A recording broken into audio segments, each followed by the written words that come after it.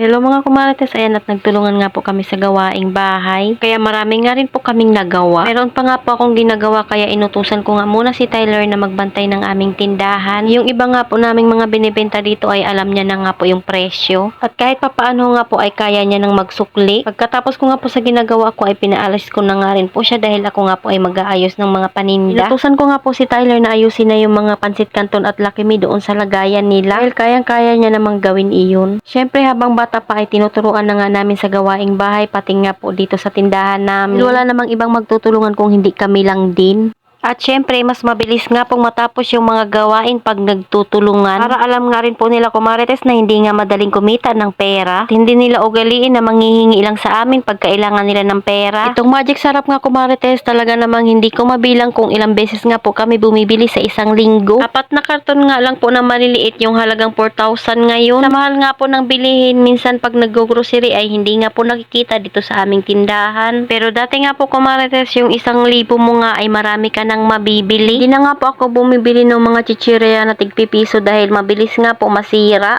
At saka medyo mahal na nga po para sa mga bata. Mas madalas nga po nilang hanap ay yung tagpipiso lang. Kaya ang mabenta nga po sa akin ay mga gamis. Dahil madalas nga po nilang pera ay piso lang. Pero kahit nga po mga matatanda ay gustong gusto nga rin po nila iyon dahil masarap din naman talaga. Pero syempre pag pabalik-balik na nga po yung bata at paulit-ulit na nga lang po yung binibili niya ay hindi ko na nga po binibigyan muna. Dahil alam naman natin pag sobra nga po sa mga gamis ay hindi nga po maganda iyon dahil matagal nga po ito matunaw. Pag 2 piso nga po yung pera nila ay binibigyan ko nga po sila ng plata. Yung nips nga po na maliliit ay pwede nga rin po yun sa 2 piso. Para hindi nga po sila magsawa sa pagbili dito sa aking tindahan. Arte ko ngayon kumartes para hindi pa ulit-ulit yung kanilang mga binibili. Habang nagdi-display nga po ako, si Jowa nga po ay naglalaban na ng aming mga labahan. Dahil wala nga po siyang DIY kaya yun nga po yung madalas niyang ginagawa pag linggo. Syempre ako naman ay masaya. Bawas nga po yung aking mga gagawin. Yung panganay ko nga pong anak kumarites ay nagtutupi nga po ng aming mga tupiin sa taas. Isang linggo na nga po yung tupiin na yun at hindi ko talaga nagagawa. Tapos nga po mag-display ni Tyler ng mga noodles ay siya naman nga po inutusan ko magwali sa labas. Dahil yung mga basura nga po ay nakakalat na. Dahil kinakalkal nga po ng mga aso yung basura. Kaya kailangan talaga nakalagay sa karton. Tapos naman na yan sila kumarites maglaro kaya hindi na nga po yan magre-reklamo. Inuutusan nga po yung mga bata hindi ibig sabihin nun ay inaapi sila. Para nga po sa paglaki nila ay kaya na nga po nila yung mga gawaing bahay at makatulong na nga rin po sa amin. Siyempre para kung magkapamilya man sila ay kaya din nilang gawin yung mga ginagawa nga po ng papa nila. Kaya nga pong tumulong sa babae. Ang gawain nga po ng pagwawalis, paglalaba at paghuhugas ay hindi lang gawain natin. Nagsasampay na nga rin po pala si Jowa at yan nga po yung panganay ko nagtutupi na nga po ng aming tupiin. Kaya marami talaga kaming gawain na natapos dahil nagtutulungan nga po kami dito sa bahay namin. Pero pagkatapos niyan magtupi kumarites ay pwede na siyang mag-cellphone. Tingnan nyo naman kung gaano nga po karami yung tupiin namin. Hindi ko po talaga ito natupi dahil sa dami nga po ng ginagawa ko buong linggo. Maliban nga po sa pag-aasikaso ng tindahan, syempre nag-iisip nga rin po ako kung ano nga pong i-content. Tapos kung ang mag-video ay kailangan ko pang i-edit iyon. Pagkatapos naman ay kailangan ko pa nga pong i-voice over. Syempre mas maganda naman kung may effort nga po yung content ko para naman hindi ako iwanan ng aking mga viewers. Pagdating nga po sa bahay, normal lang naman talaga na minsan ay magiging makalat. Kaya minsan talaga ay hinahayaan ko na lang. Madami nga po akong kinuhang surf na powder kumarites kasi may kasama nga po siyang free. Hindi na nga po muna ako kumuha ng ibang powder dahil wala nga pong mga free iyon. Alam nyo na pag mayroong mga free yung items ay kailangan nating kuhain agad yan. Dahil isa din yan sa magbibigay sa atin ng dagdag kita. Mga customer ko nga dito kumarites ay hindi naman namimili iyan. Nga po kung ano lang ang binibigay ko ayun na nga lang po yung binibili nila. Tapos na nga pong mag-ayos ng aming paninda kaya ito nag-refill na naman nga po ako ng aming mga condiments dito sa kusina. Nakatapos na nga rin po si Jowa maglaba at si Sian nga po ay nakatapos ng magtupi. Namili na nga rin po ako ng pang-refill namin dito sa kusina kumarites. Kasan ko na nga kumarites yung lagayan ng toyo dahil nakabakat na nga po yung pinakakulay niya. Talaga sa toyo kumarites nahihirapan talaga ako hugasan yung lagayan niya dahil mahirap nga pong tanggalin. Magre-refill na nga rin po ako ng asukal dahil hindi nga po ito pwedeng mawala sa aming kusina. Abot na nga po ako ng gabi kumarites sa pag-aayos sa tindahan at pag-aasikaso nga po dito sa kusina. Pero okay lang yun, at least natapos na nga po namin yung mga gawain. Salamat sa panonood kumarites. Follow for more. God bless us.